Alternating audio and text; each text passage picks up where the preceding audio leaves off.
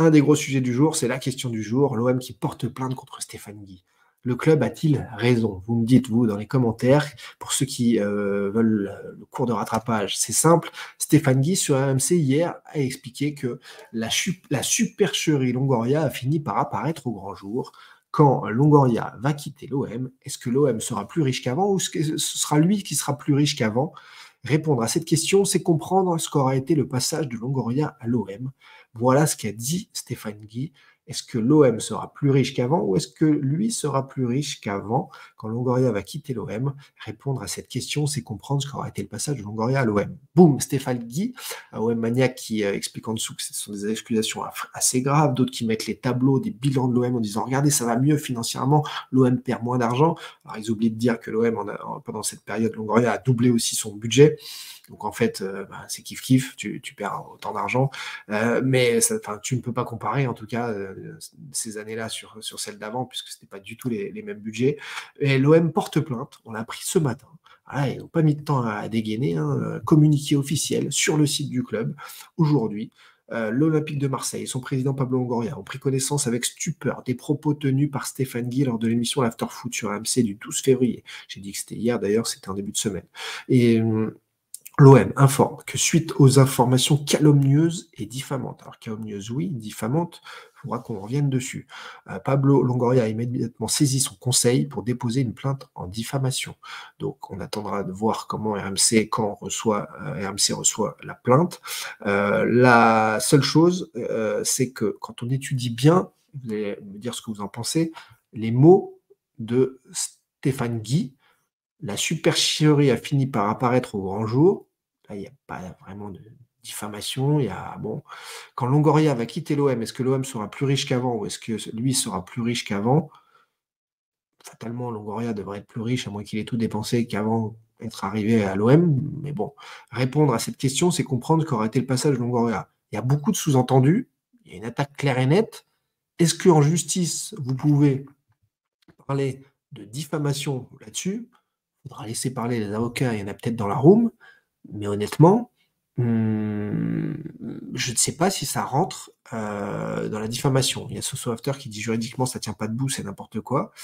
Il faut apporter des preuves quand on tient de tels propos. Ça, c'est clair que, en revanche, je ne cautionne pas, attention, je ne cautionne pas ce qu'a dit Stéphane Guy dans les attaques, même si, oui, dans les milieux des agents, ça parle de Longoria, voilà, les transferts, ceci, cela, c'est pas le premier, c'est pas le dernier.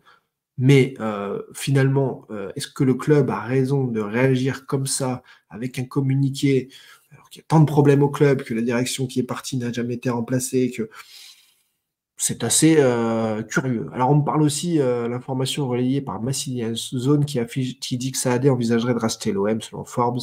Est-elle bidon? On fait le point. Là-dessus, les amis, il n'y a rien de bidon. En effet, mais je ne vois pas pourquoi au 15 février, ça sort sur 2-3 comptes Twitter où vous allez vous informer. Pourquoi pas, tant mieux pour vous.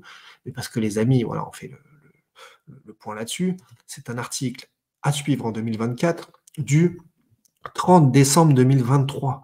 Rodolphe Saadé, le milliardaire qui monte sur Forbes, en effet, vous le voyez ici cet article, je vous le mets en plus gros, et donc il n'y a rien de neuf, et en plus, ça reprend, donc c'est un portrait de le patron de l'armateur CMA-CGM pour 2024, en disant que c'est un des personnages principaux de la vie française économique, avec le rachat de la Provence, le journal La Tribune du dimanche, etc., etc., les rachats possibles de BFM, RMC, etc. Et donc, en effet, la Provence lui a consacré son portrait et il envisagerait de vouloir racheter l'OM dont il a obtenu le sponsor maillot depuis 2023-2024. Ils ne disent dans Forbes, le 30 décembre, c'est peut-être passé à l'as chez vous, rien de nouveau. En 2022, je vous l'ai dit ça, et 6 mois plus tard, il y avait l'intervention sur France Inter pour annoncer le sponsoring maillot. Bon, voilà, donc dès le premier semestre 2022, je vous ai dit surveiller CMA-CGM autour de l'OM, on s'en souvient.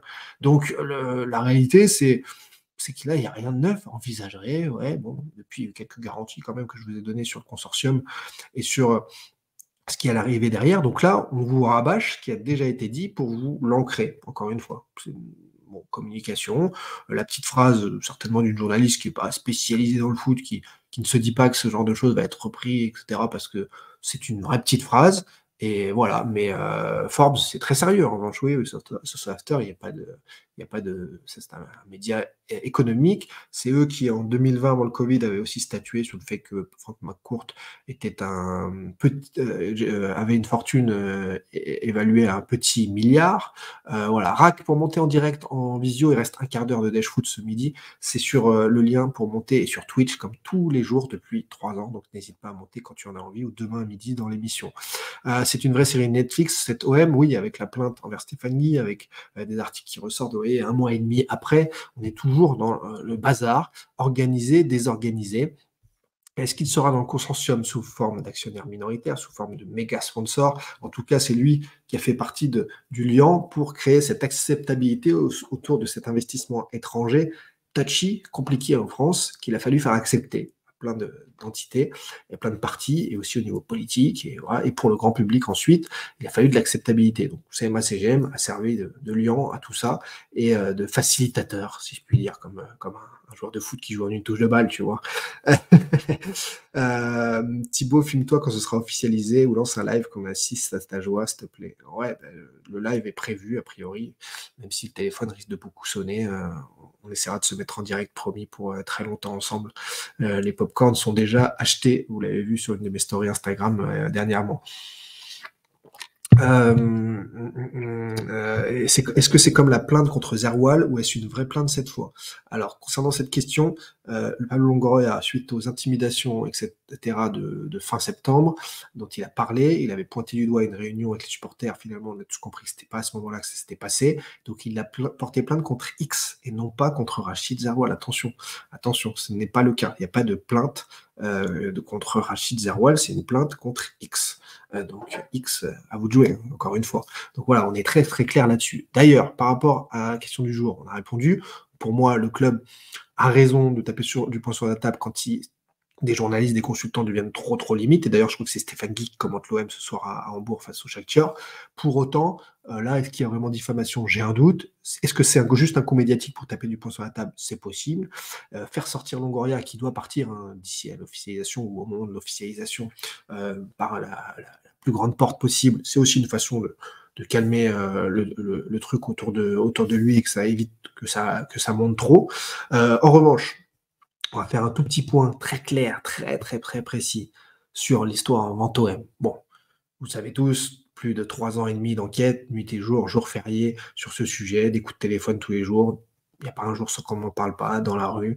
100% de bons retours partout, sauf en effet sur Twitter, particulièrement sur ce réseau-là, avec ce qui a été débunké, notamment en octobre 2021, une armée numérique sur le hashtag VentoM, des jeunes, des gamins qui ont 2-3 faux comptes et qui s'articulent entre eux. Et là, donc, surprenant, ils ont repris donc pareil, hein, ça n'a aucun écho. J'ai la carapace, j'en ai rien à carrer et ça me fait juste sourire, mais comme vous m'en parlez, je réponds. Il y a donc 2-3 comptes qui ont relayé une vidéo où pendant 10 secondes, je dis qu'une session d'entreprise, ça peut prendre 6-7 ans. Donc ça a carrément fait des articles, et notamment sur sports.fr que je pensais un tout petit peu plus malin que ça. François Tesson, on te salue, le Tess, où d'ailleurs il ne sait pas écrire mon prénom, on peut le voir, mais c'est pas grave. Et donc on nous dit le nouveau coup de théâtre devant OM. Thibaut nous dit que ça pourrait être donc pour 2028. Absolument pas, c'est complètement faux, complètement délirant. C'est pas du journalisme, encore une fois, puisque personne ne s'est adressé à moi pour savoir, et tous ceux qui relayent ce type de choses n'ont même pas été voir l'émission, du coup, puisque 100% des 20 à 30 000 personnes qui étaient sur l'émission ce jour-là ont compris de quoi je parlais. On m'a demandé si une session d'entreprise, ça pouvait prendre du temps. Oui, une session d'entreprise, ça peut prendre 2, 5, 10 ans. Chaque vente d'entreprise est totalement différente et totalement unique. Concernant l'Olympique de Marseille, j'ai pas changé depuis septembre, octobre, depuis les super confirmations qui n'ont pas arrêté de s'enchaîner. Bah oui, beaucoup de sources parlent d'ici fin juin pour une officialisation. On n'a pas changé. Il n'y a pas d'un iota. Donc on part pas sur l'OM 2028 ou quoi que ce soit. Est-ce qu'on est très très clair là-dessus? Donc comme mon nom fait des articles, ça fait du clic, fatalement, voilà, c'est comme ça, on s'en fout, hein, mais il y a des articles qui foncent là-dessus. Regardez, des supporters expliquent que Vizirian a dit que c'était pour 2028. Mais pas du tout. Waddle, si tu veux parler du sujet, n'hésite pas à monter en direct et à te montrer, on te recevra. Voilà, tu es le bienvenu avec grand plaisir. Donc, les deux, trois haters qui ont essayé de, soi-disant, à regarder, mettre à mal ce que je dis, non, ici c'est carré, c'est direct, c'est droit, il n'y a pas de souci là-dessus. Ça me fait même marrer. C'est bien, ça me donne de l'importance, puisque vraiment vous parlez de moi, etc. 99,9% des gens sont complètement avec moi. Il y a ce 0,1% de gens qui pataugent d'ailleurs, et qui pédalent dans la smoule, les pauvres, et qui, peut-être, j'ai l'impression, en tout cas, s'agacent de plus en plus en voyant qu'une officialisation se profile et que finalement le travail paye et que je vais finir par avoir raison. Bah oui, c'est le travail. Alors, à côté de ça, on règle aussi les comptes de deux trois gamins de cours de récré et on siffle la fin de la cour de récré parce que c'est vraiment stupide, ridicule. Surtout que c'est des gens qui peuvent avoir mon numéro de téléphone ou qui l'ont. À commencer par exemple par Pierre Ménès qui a vu cet extrait vidéo. Donc déjà, au niveau journalistique, c'est zéro puisqu'il ne cherche même pas à savoir de quoi je parlais, ni dans quelle émission, ni comment, et qui dit ah oui, ça m'a fait rigoler. Mais ça t'a fait rigoler de quoi en fait? Est-ce que tu as fait un quart du travail sur ce sujet que j'ai réalisé? Non. Est-ce que tu t'es soucié du sujet comme je m'en suis soucié? Est-ce que tu as été transparent comme moi non-stop avec les supporters? Est-ce que tu as pris la peine, comme beaucoup de journalistes complément d'enquête, de l'AFP, qu'est-ce qu'il y a eu d'autre comme rédaction qui m'en ont parlé? Bon, bah, beaucoup parce que presse écrite, radio ou télé, qui m'en ont parlé, et je ne vais pas tous les citer. Et donc, eux ont eu la curiosité de me poser des questions, m'en parlent, je suis disponible partout, je suis tout le temps à droite, à gauche, et ils ont très vite, une fois que tu en parles, même juste 10 minutes du sujet, su que j'étais béton sur le sujet. Personne qui peut aller me chercher, j'ai tout de tête, encore des rendez-vous très importants en début de semaine là-dessus. Tout le monde voit que c'est carré. Et d'ailleurs, c'est pour ça que j'ai pas eu de problème juridique ou autre. Mais là, non. Il y a des mecs qui se permettent d'en rigoler sur Twitter. C'est pas drôle, c'est pas un sujet qui fait rire les supporters, c'est un sujet qui est vital pour le club, pour le foot français. Et donc, c'est assez terrible de voir le niveau de comportement autour de ce sujet. Donc, en effet, j'ai répondu rapidement sur Twitter, parce que d'habitude, je ne le fais pas, j'ai pas le temps, puis je m'en fous de ce réseau social. Voilà, je l'ai mis dans les cordes. Et puis, on a vu aussi un message, sans me mentionner, mais donc on l'a envoyé, où un certain Rémi Buisine, de Brut, mais juste en dessous de cette vidéo, donc, qui est une fake news, escroquerie. Alors, déjà, bon, il n'y a pas bien la définition d'escroquerie. Ensuite, pourquoi ne pas m'appeler pour me parler de mon enquête? Il va apprendre deux, trois trucs. Pourquoi ne pas avoir travaillé le sujet, lui, de sa part? Et ensuite, pourquoi rebondir donc sur un truc de troll issu d'une fake news, puisque on essaye de me faire dire ce que j'ai pas dit. C'est quand même terrible. C'est vraiment le niveau zéro. Quand on est journaliste, est-ce qu'on peut pas être un petit peu au-dessus de ça, montrer l'exemple, des choses comme ça, discuter, partager, avoir la curiosité journalistique de dire, je pose une question à l'intéressé pour voir un petit peu ce qu'il a dans le ventre. Il y en a qui l'ont fait. Il y a encore des confrères marseillais qui m'ont appelé cette semaine et avec bienveillance, avec la volonté d'être intelligent sur le sujet. Là, on est au niveau zéro. Donc c'est pathétique. Moi, vous savez que je suis pas là-dedans. On est dans les bonnes ondes, on est dans le partage, on avance, on n'a qu'une vie et c'est pas le moment de perdre du temps. Maintenant, eux, ça a été leur choix.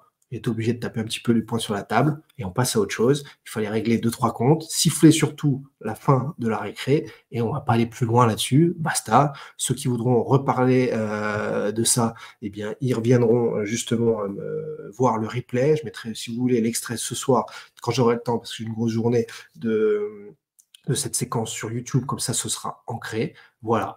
Tu as eu des menaces ou des procès à ce sujet. J'ai reçu 2 mises en demeure, cher ami, pour me demander d'arrêter de divulguer des informations confidentielles dans certaines vidéos où je parlais de rendez-vous, de chiffres, etc. Au fil de l'enquête, c'est toujours disponible. Je n'ai rien supprimé parce qu'il n'y a aucun problème là-dessus. Ça a été un travail journalistique qui porte ses fruits puisque énormément de choses que j'ai annoncées, sauf une ou deux, en effet, qui sont clés, qui ne sont pas arrivées, mais sinon énormément de choses que j'ai annoncées au club, comme par hasard, sont arrivées. Quand même se souvenir que j'étais le seul dès le premier semestre 2021 à dire qu'il allait y avoir 10-12 arrivées et beaucoup d'argent sur ces arrivées à l'été 2021, alors que tout le monde parlait de 2 à 4 arrivées maximum et de 0 € au club.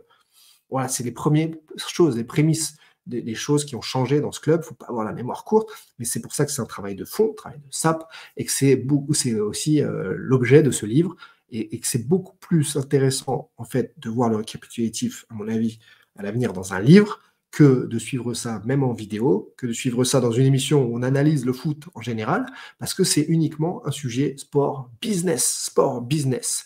Donc oui, je perds un petit peu de temps à m'expliquer, à raconter les choses, à siffler la fin de la récré, à en effet calmer les choses parce qu'on n'est pas du tout là pour envenimer ou quoi que ce soit. Bref, c'était juste un petit message aussi pour ne pas vous prendre la tête quand il y en a qui viennent. Parce que pour un message négatif que je reçois, j'en reçois 10 de positifs. Donc souvent c'est « Ah Thibaut, j'ai vu un message de troll ridicule, ils sont vraiment trop cons, on est avec toi. » Mais merci et continuez, ça fait plaisir. Bien entendu, maintenant, comme je vous dis, on est totalement serein, on travaille et je ne peux pas perdre de temps avec ça. J'ai surtout pas de temps en fait. J'ai pas de temps. J'ai pas de temps d'avoir plusieurs comptes comme certains journalistes sur Twitter. J'ai pas le temps. J'ai pas le temps. J'ai pas le temps. Donc avançons et ne perdons pas de temps sur ce dossier avec des brebis égarées comme ça et des gens qui n'ont même pas la curiosité d'avancer sur ce dossier. Non, je ne parlerai pas de journalistes achetés. Élise, je ne crois pas que ce soit le cas du tout.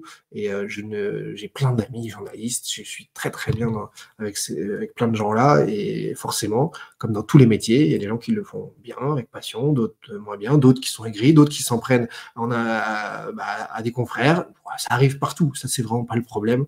Mais en tout cas, merci pour la force. On est encore plus de 850 ce jeudi midi, alors qu'on a pris beaucoup plus tôt l'émission. N'hésitez pas à mater le replay. Je mettrai l'extrait de cette séquence sur la chaîne YouTube et on avance ensemble, bien sûr. Voilà. Merci Jaco TK, merci à Booba, merci à tous les autres. Quand on a remercié Salim, et là ça fonctionne. Merci, merci. David Berger n'a jamais dit que ce serait sûr en janvier. Il a dit que c'était peut-être en janvier, et que ça arriverait peut-être plutôt que prévu. Voilà. Mais il est toujours sûr de lui et de ses infos, de ce qui arrive. Merci les amis. En tout cas, on parlait de Guendouzi en début d'émission, de Jimmy le Seigneur. Ça c'est clair. Merci d'avoir été nombreux. Merci d'avoir posé votre question. À Mathieu d'être monté en direct. Vous montez quand vous en avez envie. On avait encore l'Hurlu de Naïl qui voulait monter en direct en début d'émission. On a posté le lien. Tu n'es pas monté. C'est hyper simple. Naïl, tu cliques sur le lien, tu mets OK et tu arriveras en direct. Voilà, tout simplement. Voilà, les amis. Bref. Je pense qu'on est tous impatients, voire plus que toi, que tu fermes des bouches. Merci Landinho, t'inquiète pas, ça va arriver, c'est garanti, ça c'est sûr. Il n'y a pas besoin de courage, on fait juste du travail avec passion et honnêteté, t'inquiète pas. Rachid Zerwal en pense quoi à ton avis? Il en pense que du bien. On s'entend bien, tu sais, avec Rachid, il n'y a pas de problème. C'est fluide, pas de friture sur la ligne. Voilà. Allez, prenez soin de vous et des autres.